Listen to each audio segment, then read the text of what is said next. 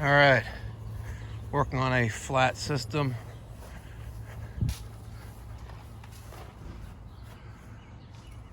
Yeah, that's how long the line set is. Fujitsu AOU 9RL2. We have non-UV resistant insulated line set here. Got here, system is completely flat. Got the nitrogen tank there. And I suspected the high pressure side in cooling to be leaking, but it's actually that one, the low side for cooling, bubbling up like crazy. They don't really give us a lot of room there.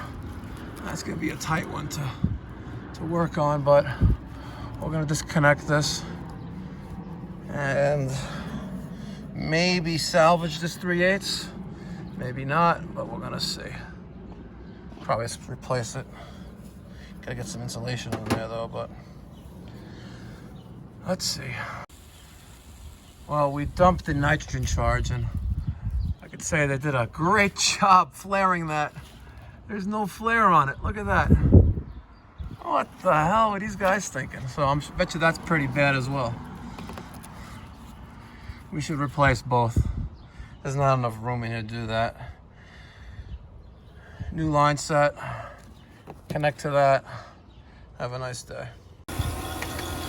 All right, so we reflared that connection, pulling the system into a vacuum. As you can see, we're 504, 503 and dropping. Here is the old piece that they flared of 3/8 copper. As you can tell, it's a horrible flare joint. Not enough meat on it to make a good connection, and that's why it was leaking. It's a bad initial installation here. But now we're at 499 microns, so we are good. We'll close that valve and see how high it goes up to, doing a decay test. Closing the valve, we are jumping up over 1,000. Let's get that to 1,100 if it gets to it,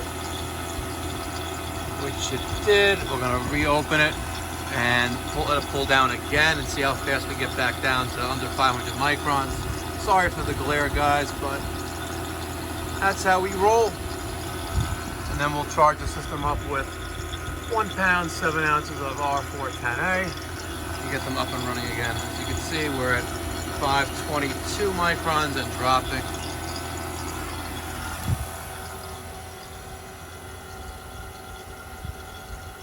Thanks for watching.